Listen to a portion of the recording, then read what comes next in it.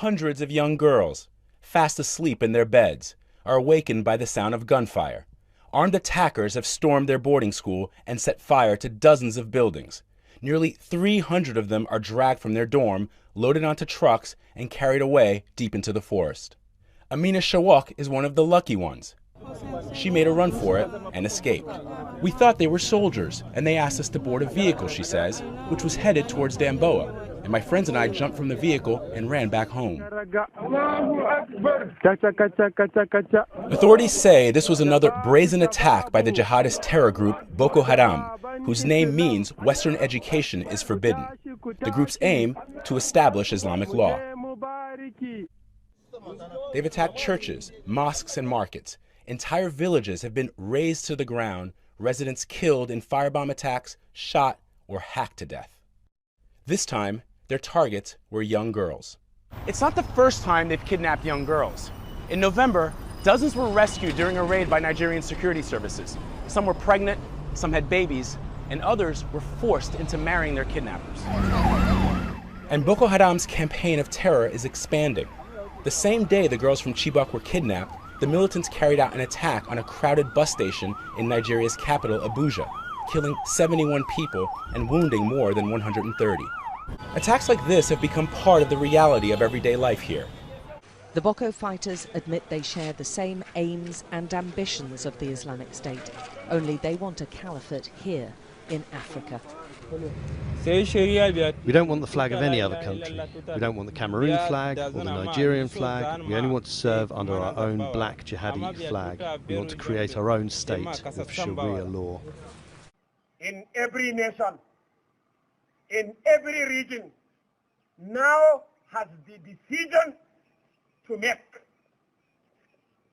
Either you are with us, I mean real Muslims whom are following Salaf footsteps, or you are with the Obama, Prince of Holland, George Bush, Clinton. I forgot not Abraham Lincoln, Ban Ki-moon and his people generally, and any unbelievers. This is a tawhid. This war is against Christians. I mean Christians generally. Yeah, we saw that guy posing, doing his video today in front of that armed personnel carrier. And how do they recruit? Are they at gunpoint the way the Kony people do, or how do they get this membership this big?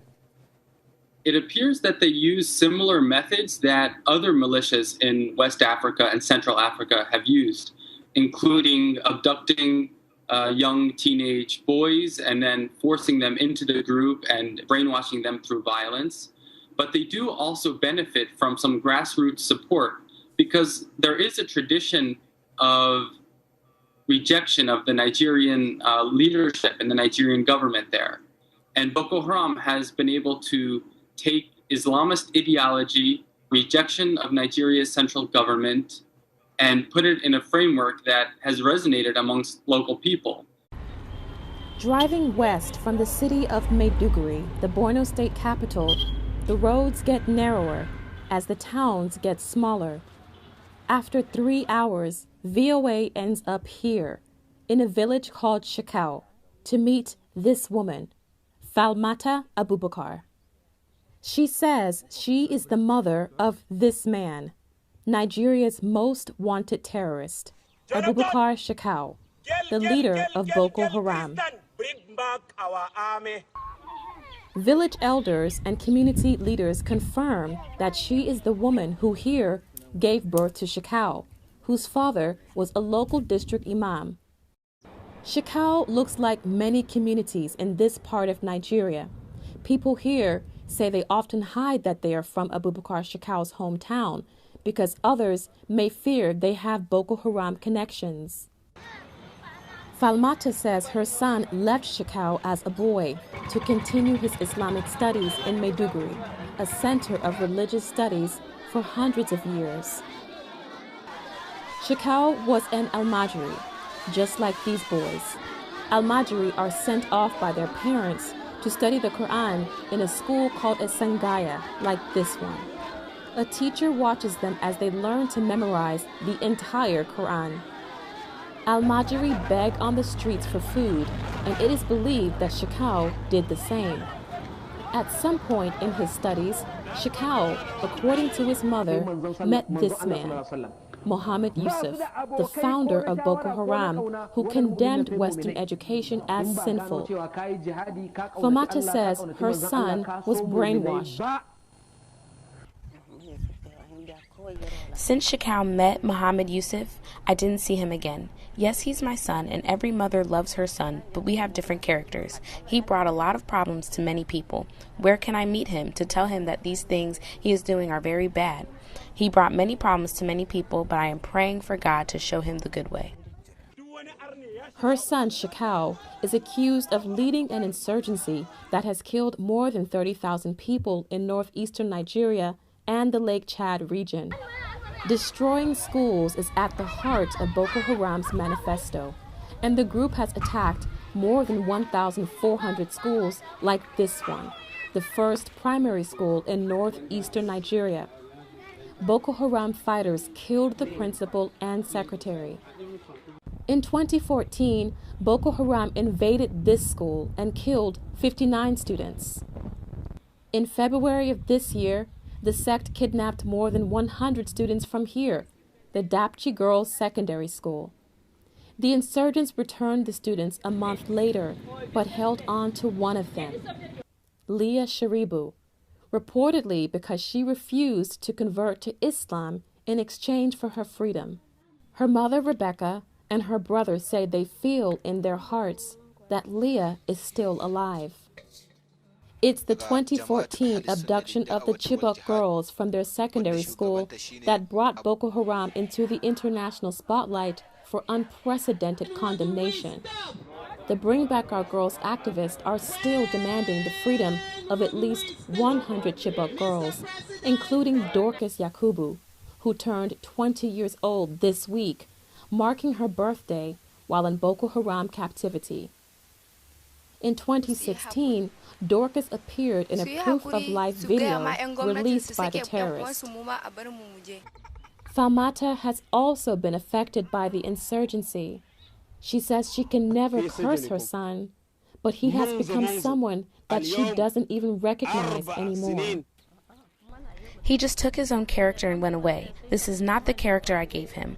I don't know what this type of behavior is. It's only God who knows. Okay, respect. I'm going to ask you, do you know what happened on Christmas Day in Nigeria? You know what happened on Boxing Day in Nigeria? No, tell me. ABC's Kelly Kobieo reports on what is happening to Christians in one part of Africa. On one of the holiest days of the year, Christmas hope turned to horror.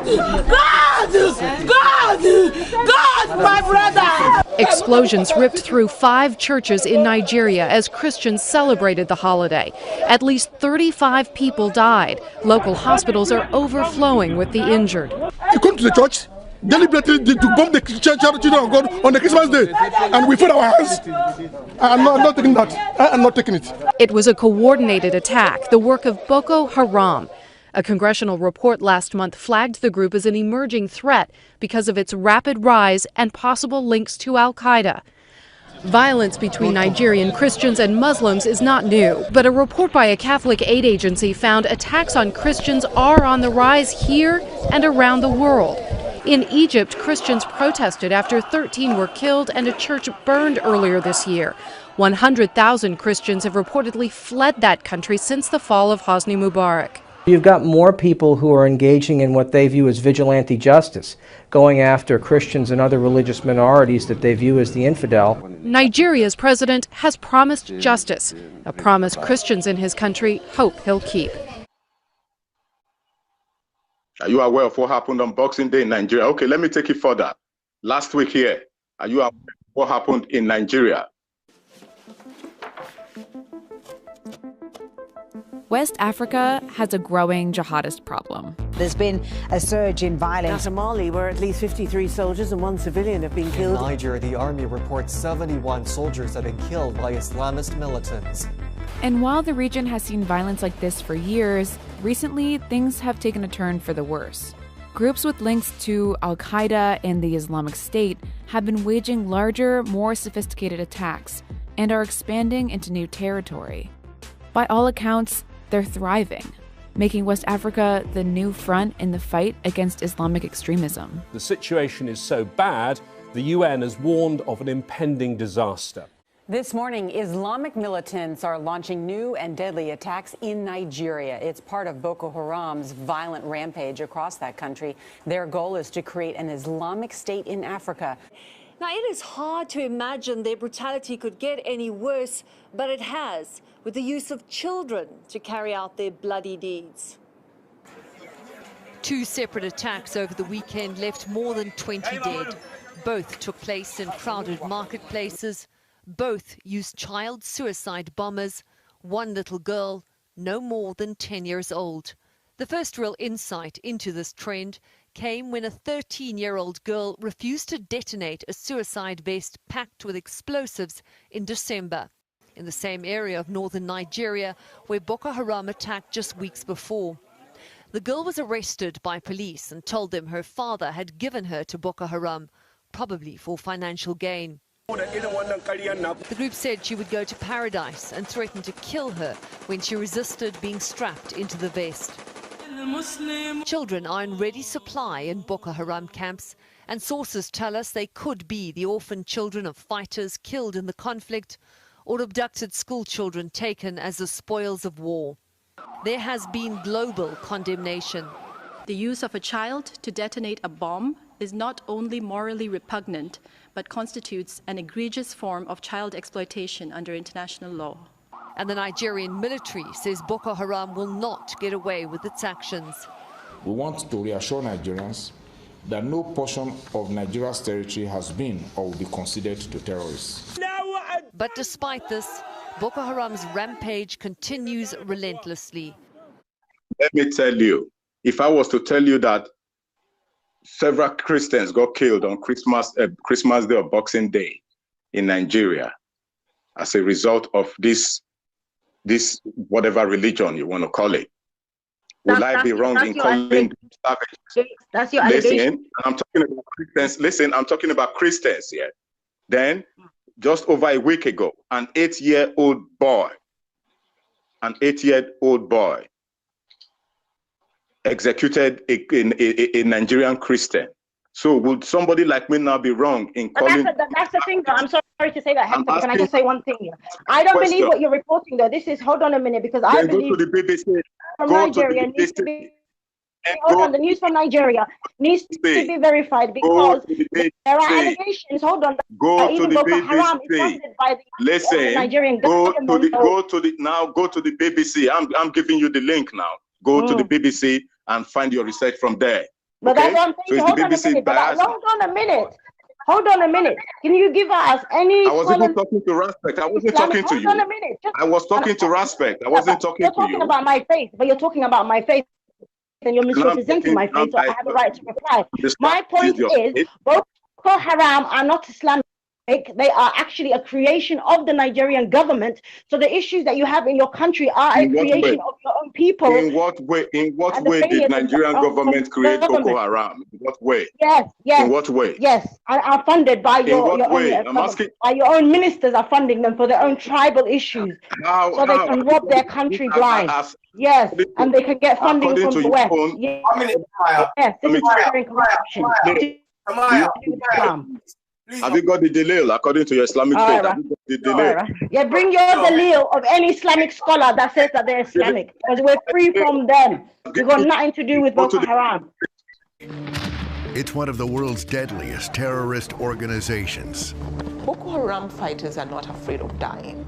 Indeed, it looks like the goal is to ultimately die and go to paradise. Founded in Nigeria, it's now spread to Chad, Niger, and northern Cameroon. Go to the BBC. It is there. That's my Dalil. Now you give me your Dalil. says it is the Nigerian government that is sponsoring Boko Haram. Can I have your proof? Yo, Hector, 1 minute, 1 minute. Yeah, she said. Can I have your proof? Listen. No, I'm not listening. Yeah, when I was asking you the question, can I have your listen. Let's have some parliamentary procedure here, all right? Oh God. All right, let him finish and be quick, because I ain't got time, fam. I've got to go. I've asked her a question, so I'm waiting for her to reply before you jump on. Okay, fine. Can you repeat the question, please? Sorry. Thank you. What the question was, I have given you the evidence to back up. Okay, you haven't given me the evidence. You've directed me. Here we go. I've not even. Let her talk. Let her talk. But she asked me a question and I'm replying, and she jumped in with that. Fucking okay, sorry, I'll let you finish. Okay, there. Let her talk. Can I talk now? Can I talk now, Mr. Moderator Aspect? Okay. You asked me for the proof, and I told you go to the BBC. And I asked you a question. Can you now give me your proof that the Boko Haram is being sponsored by the Nigerian government? Okay, can I respond? Feel free. Okay, thank you very much. First of all, I didn't know that you trust the BBC so much, because when the BBC let me finish. I'm allowed to respond. When the BBC is actually even reporting on internal matters, I've heard people within your camp disparaging and saying they don't even trust the BBC. So it's quite interesting that you choose to believe the BBC on this matter. What I will say, the reporting of a matter, listen, the reporting of a child who supposedly killed somebody is not evidence Islamic, something Islamically permitted to go and assassinate a Christian or just to kill somebody because of their faith. It's a research that I have done into what is going on in Nigeria has personally led me to believe, and if you want me to go and bring out my evidences as to why I believe issues in Nigeria are far more to do with the mismanagement of the government, okay, and inability of the government to be able to. Hold on a minute. No, I'm going to finish my statement. Listen, I'm giving you a collective. You can't dictate to me how I should answer my. Are you dictating? Why don't you just let her talk?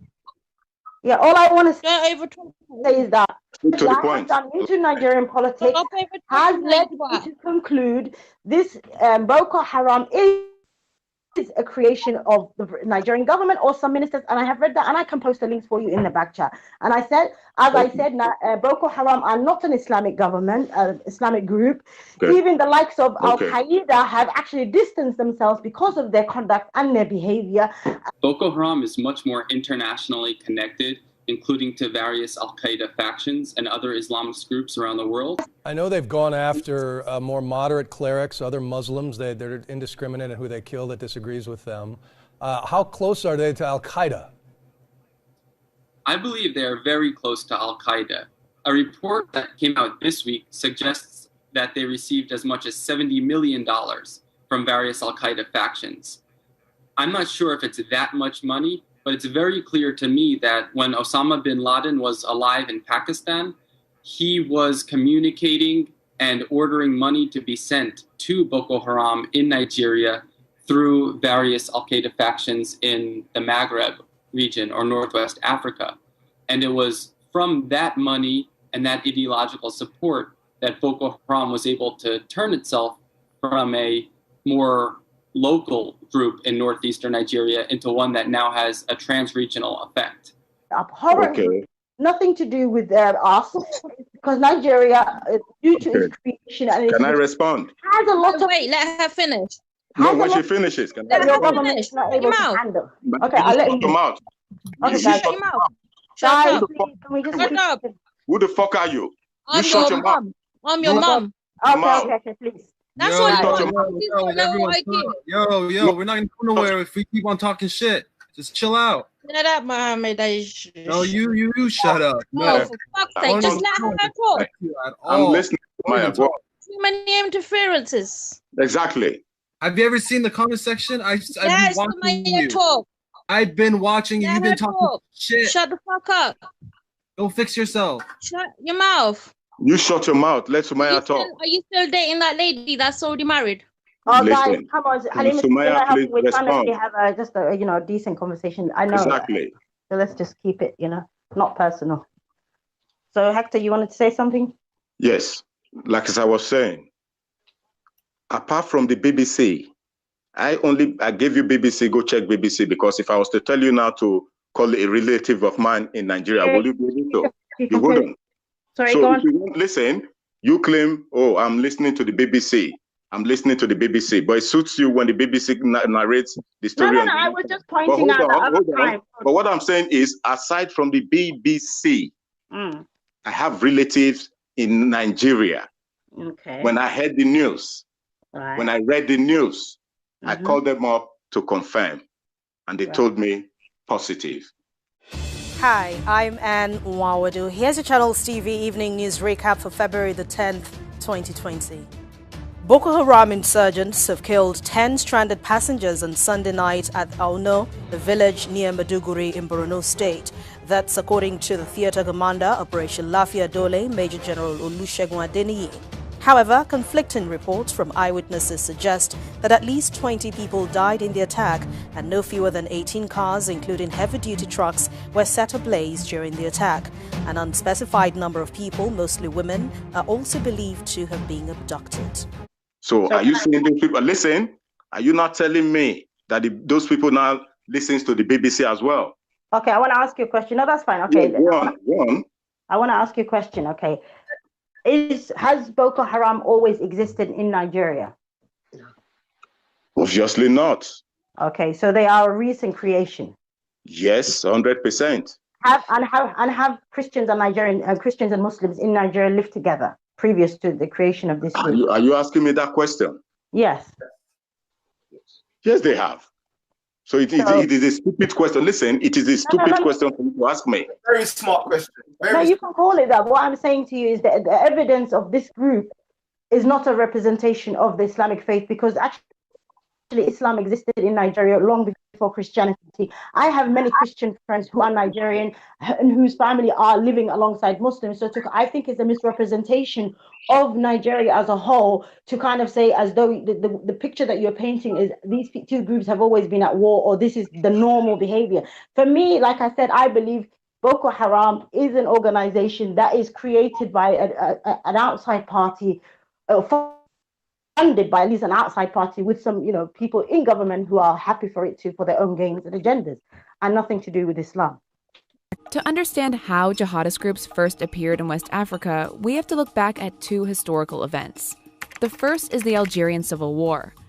In 1992, the military staged a coup in order to prevent the Islamist party from winning in a national election, launching the country into a brutal conflict.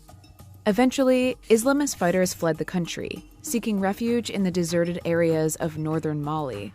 There, they began to rebuild, engaging in criminal activity and allying with local rebel groups. The other significant event is the fall of Muammar Gaddafi in Libya in 2011. Gaddafi's regime had been a big benefactor of northern Mali, where the population felt neglected by the Malian government in the south, and the pastoral economy had been decimated by drought. So when Gaddafi's regime collapsed, northern Mali lost its main economic backer, and at the same time, fighters and weapons from Libya flowed into the region. Both of these events gave rise to what happened next. In March, a month-long military coup created a power vacuum that allowed rebels to capture large areas in the north of Mali. That rebellion has since been hijacked by Islamist militants. The French military intervened and reclaimed the north from jihadists in a matter of days, but they didn't defeat them. So over the last 7 years, we have seen a very rapid expansion of violence throughout the region. Violence has also intensified. You only need to look at the figures to realize that. Deaths due to jihadist violence in Burkina Faso, Mali, and Niger have increased fivefold since 2016, with more than 4,000 deaths reported in 2019 alone. I'm the most worried about Burkina Faso. There have been a lot more attacks against Burkina Faso, which up till about a year ago was fairly immune to this kind of militant violence. In Burkina Faso alone, 500,000 people are currently displaced, and the recent surge of violence is forcing thousands more to flee their homes. And while some of these groups have adopted the branding of international terrorist organizations like the Islamic State or Al-Qaeda, they're still extremely local organizations. That's actually part of the reason why these groups have been so successful.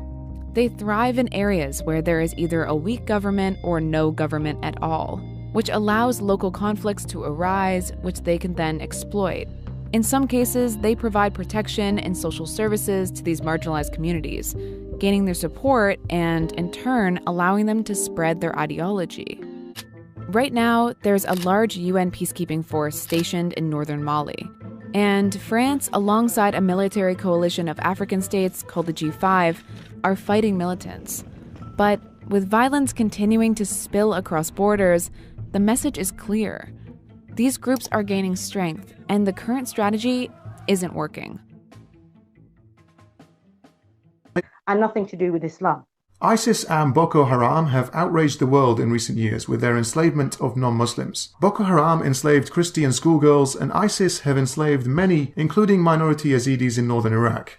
One of the biggest misconceptions among liberal Muslims is around the topic of slavery. Muslims today realize that slavery is totally unacceptable, even within the minds of many Muslims. So many have now resorted to either denying that slavery was tolerated by Islam, or they will claim that Islam prohibited the acquisition of new slaves and encouraged Muslims to free their slaves. So the first question here is, did Islam actually encourage Muslims to free slaves? The answer to this is not that straightforward. There are occasions in the Quran when Muslims are told to pay fines through several methods as a minor punishment for something they've done, and one of those fines is freeing slaves. Chapter 4 verse 92 provides us with an example for this. Never should a believer kill a believer. But if it so happens by mistake, compensation is due. If one so kills a believer, it is ordained that he should free a believing slave and pay compensation to the deceased's family. Notice here, the reason for the manumission of the slave is as a punishment to his master for killing a Muslim by accident. Also notice how the slave freed in this case can only be a Muslim slave. Ibn Kathir's commentary says the following on this verse. And whosoever kills a believer by mistake, he must set free a believing slave and submit compensation, blood money, to the deceased's family, thus ordaining two requirements for murder by mistake. The first requirement is the kafara, which is a fine, for the great sin that has been committed, even if it was a mistake. The kafara is to free a Muslim slave, not a non-Muslim slave. Imam Ahmad recorded that a man from the Ansar said that he brought a slave and said, O Messenger of Allah, I have to free a believing slave, so if you see that this slave is a believer, I will free her. The Messenger of Allah asked her, Do you testify that there is no deity worthy of worship except Allah? She said yes. He asked her, Do you testify that I am the Messenger of Allah? She said yes. He asked, Do you believe in resurrection after death? She said yes. The Prophet said, Then free her. Let's look at another example on whether manumission of slaves was encouraged. In the most authentic hadith collection of mainstream Islam, Sahih Bukhari records the following. Narrated Maymuna, the wife of the Prophet, that she manumitted her slave girl, and the Prophet said to her, You would have got more reward if you had given the slave girl to one of your maternal uncles. So clearly Muhammad here tells his wife that it would have been better in God's eyes if she did not free the slave, but if she were instead to give her to one of her uncles instead. One more example from Sahih Bukhari. A man manumitted a slave, and he had no other property than that. So the Prophet cancelled the manumission and sold the slave for him. Nu'aym ibn Naham bought the slave from him. So here a man frees a slave, but Muhammad forces this poor slave back into slavery and sells him on. Imagine how short-lived this slave's joy was. The next question is, did the Muslims ever take free people and enslave them? The answer here again is unfortunately a very big yes. Not only did they take slaves, but female slaves that could be raped by their masters. Now, I know rape is a big word, and I understand that some Muslims will feel bad hearing it, but given that they're slaves in the first place, it doesn't really suggest it's some sort of consensual relationship. In chapter 4 of the Quran, verses 23 and 24, we read about which women are sexually forbidden to Muslim men. So verse 23 tells us which women are sexually prohibited from Muslims, and it continues in verse 24, which begins, And all married women are forbidden unto you, save those captives whom your right hands possess. Now, I know some of you might still deny what this clearly says. Maybe some of you will say, hey, look, this is out of context. So, fine, let's just go look at the context and the reason this particular verse was revealed according to Islamic sources. Here we're looking at the reasons of revelation, or asbab al-nuzul, for this particular verse. And all married women are forbidden unto you, save those captives whom your right hands possess. We had captured female prisoners of war on the day of Awtas, and because they were already married, we disliked having any physical relationship with them. Then we asked the Prophet, Allah bless him and give him peace, about them. And the verse, and all married women are forbidden unto you, save those captives whom your right hands possess, was then revealed, as a result of which we consider it lawful to have a physical relationship with them. Please just imagine this scene for a second. The Muslim army captures women who are still married to other men. The Muslim fighters realize these women are married and are reluctant to have sex with them. They take the matter to Muhammad and he reveals a verse which tells them it's perfectly fine to have sex with women married to other men as long as they are now your slaves. How is this any different to Islamic State today?